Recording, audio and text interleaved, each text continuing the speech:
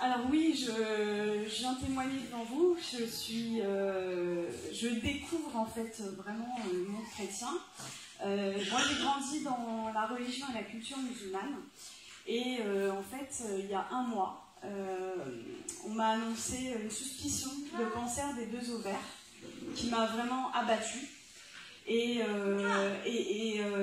j'étais vraiment plus bas que terre, quoi. Vraiment, ça m'a abattue. On m'a dit, voilà, pour avoir des enfants, ça va pas être possible, le traitement, etc., etc. Et une semaine, 10 jours après, j'entends parler de Jésus. J'avais déjà entendu parler de Jésus, puisque tout le monde sur cette terre, je pense, a au moins une fois entendu parler de Jésus.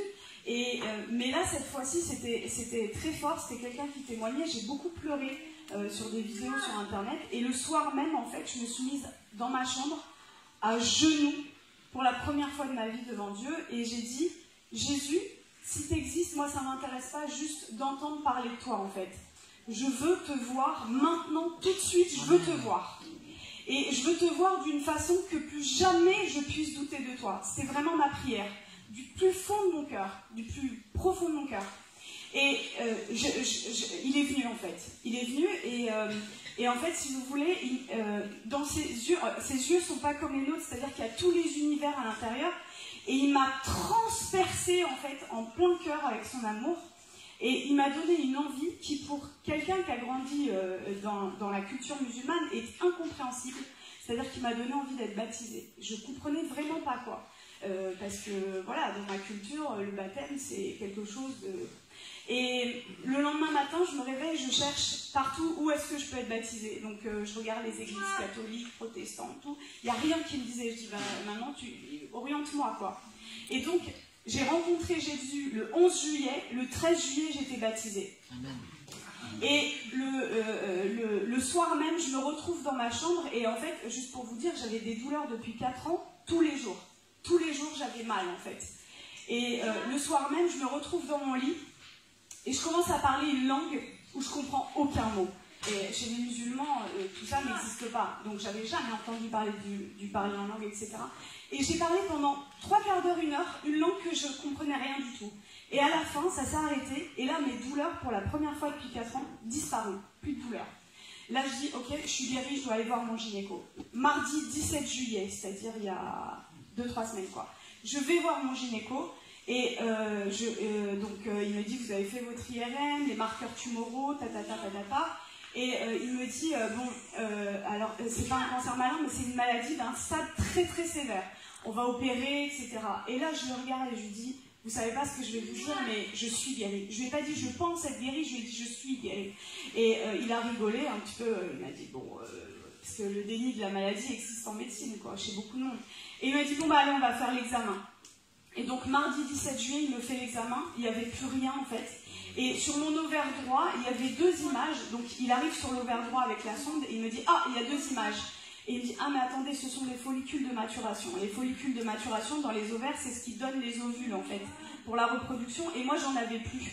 Et là, il retire la sonde, il me dit, allez, vous allez m'expliquer ce qui s'est passé. Je lui raconte que j'ai rencontré Jésus, etc. Et il me dit, bon, écoutez, parce que je suis médecin juste à côté de chez lui, dans le cabinet. Il me dit, bon, moi, je vous crois parce que je suis juif, mais gardez ça pour vous. Et j'ai rigolé, je lui ai dit, je veux que le monde entier sache que Jésus est vivant. Je veux que le monde entier sache. Et, comme dit André, je suis médecin psychiatre et addictologue, donc je m'occupe des gens qui vont pas bien, quoi. Et ma pratique, en fait, c'est pas qu'elle a changé, elle a été bouleversée au cabinet, et en fait, il se passe des délivrances, des guérisons, mais incroyables. C'est-à-dire qu'avant, je pratiquais mon métier, je consolais les gens, je prescrivais des traitements, etc. Et je renie pas du tout, j'ai fait 13 ans d'études, je renie pas du tout ça. Mais aujourd'hui, j'ai une clé, en fait, et je vois des délivrances, mais j'aurais même pas pensé possible, en fait. Le Seigneur, en fait, à la fin de mes études, moi, j'ai dit, je veux plus travailler à l'hôpital, c'est cabinet seulement. Et le Seigneur, là, depuis que j'ai été baptisée, m'a ramenée à l'hôpital, et je vais juste vous raconter, parce qu'en fait, c'est ce que je voudrais vraiment, mon message, c'est que la vie chrétienne, c'est des miracles et des prodiges de Dieu tous les jours, en fait. C'est ça la vie chrétienne normale et c'est ce que vous devriez tous vivre.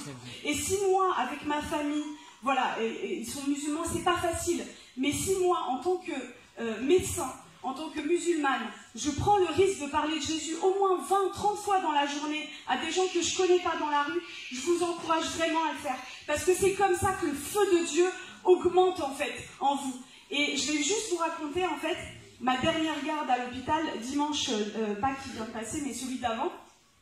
Les infirmiers, ils n'y croyaient pas en fait.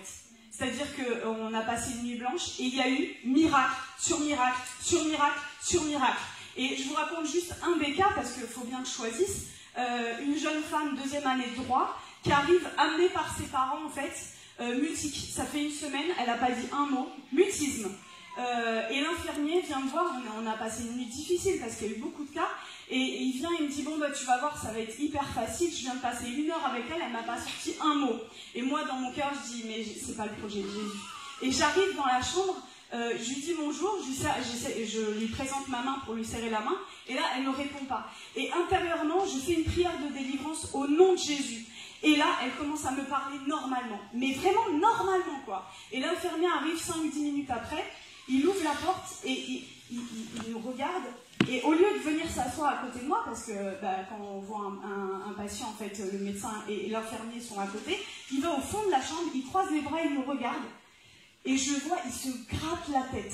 Il n'y croyait pas. Et toute la nuit, ils ont vu ça. Et ils m'ont dit, mais qu'est-ce qui se passe en fait? Qu'est-ce qui se passe? Et tous les jours, je vois ça. Et juste pour terminer, vous avez l'antidote. Jésus est l'antidote. Vous avez un antidote. Le monde entier a le poison. Qu'est-ce que le poison? C'est de ne pas connaître Jésus. Ne gardez pas votre antidote pour vous. Partagez-le. C'est limite, je vais utiliser un terme médical, non-assistance à personne en danger. De voir des gens malades, des gens pas bien, et vous passez, et vous avez l'antidote. Ne gardez pas l'antidote, partagez-le, c'est ce que le Seigneur veut, quoi. Voilà. Merci, hein.